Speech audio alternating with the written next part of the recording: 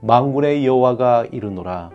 보라, 용광로 불같이 날이 이르리니 교만한 자와 악을 행하는 자는 다 지푸라기 같을 것이라.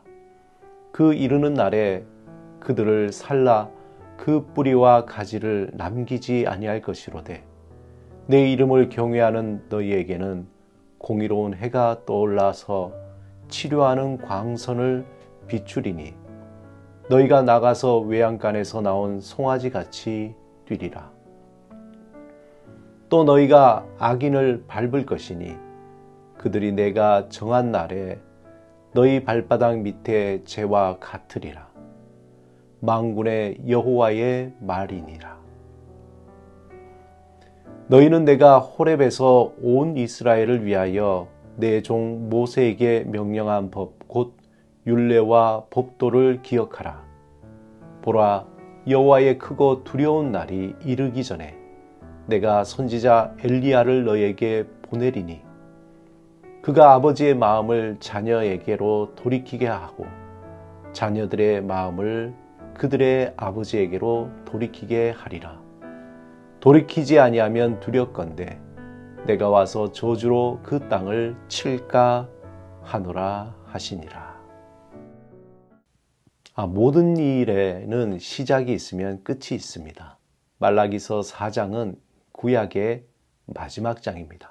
창세기 1장 1절에 태초에 하나님이 천지를 창조하시니라 에서 시작해서 오늘 말라기 4장까지 구약의 말씀이죠.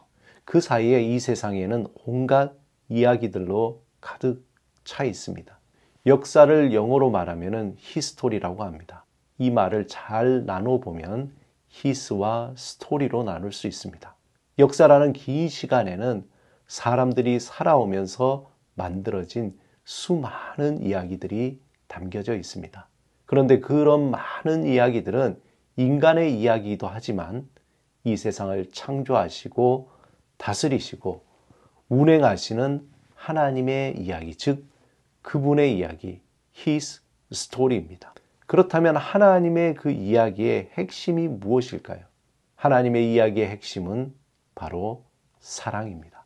이 세상을 창조하실 때에 하나님은 그의 충만한 사랑으로 행하셨습니다.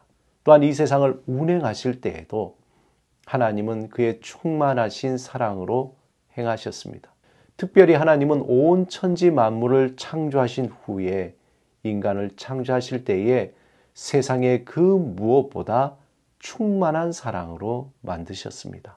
어떻게 보면 인간이라는 존재는 비록 흙의 티끌로 만들어진 매우 연약한 존재이지만 하나님의 충만한 사랑이 그 속에 들어가면서 하나님의 사랑의 결정체가 된 것입니다. 그러므로 하나님은 이 세상의 모든 권한을 인간에게 주시고 다스리도록 하셨습니다. 하지만 하나님의 그 충만한 사랑으로 창조된 인간이 그 사랑을 거부하고 떠나버린 것이죠. 하나님의 사랑이 없이도 그들은 만족하며 살아갈 수 있다고 생각한 것입니다. 마치 그들이 하나님과 같이 될 것이라고 생각한 것이죠.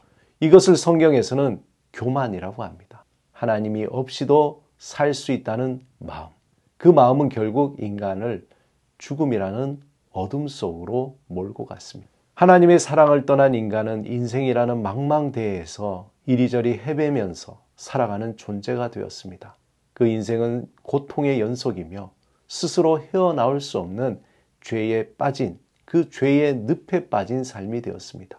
이러한 죄에 빠진 인간을 구원하시기 위해서 하나님은 이 땅에 독생자 예수 그리스도를 보내셨습니다.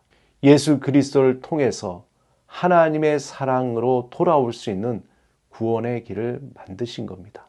또한 장차 예수 그리스도가 다시 오실 때에 세상을 심판하여 악인과 의인을 구별하시고 새하늘과 새 땅을 여시며 그 창조의 완성을 이루실 것입니다.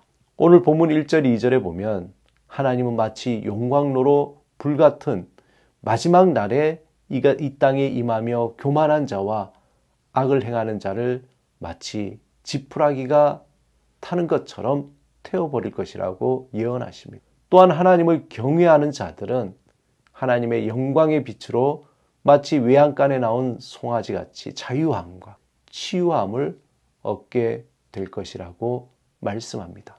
특별히 5절에는 구약과 신약을 잇는 가교와 같은 말씀인데 하나님의 심판이 이르기 전에 선지자 엘리야를 보내시겠다고 말씀하십니다. 엘리야는 누굽니까? 엘리야는 죽음을 보지 않고 하나님께로 들려 올라갔습니다.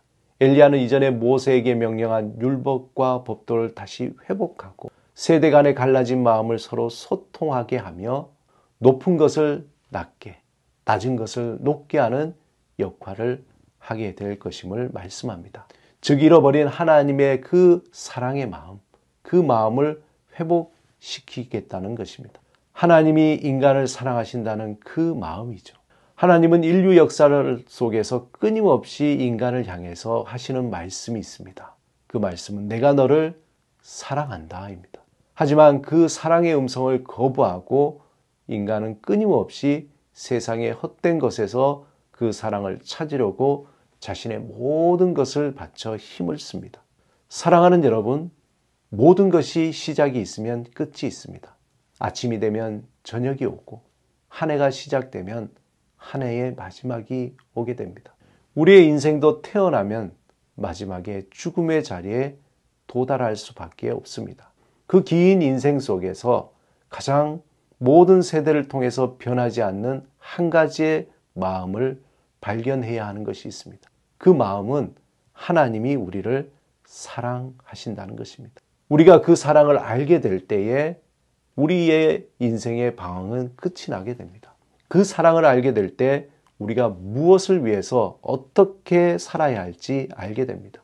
그 사랑을 알 때 헛된 우상과 헛된 소망, 헛된 가치를 쫓지 않고 진정한 삶의 의미와 자유와 기쁨을 누리며 살게 됩니다.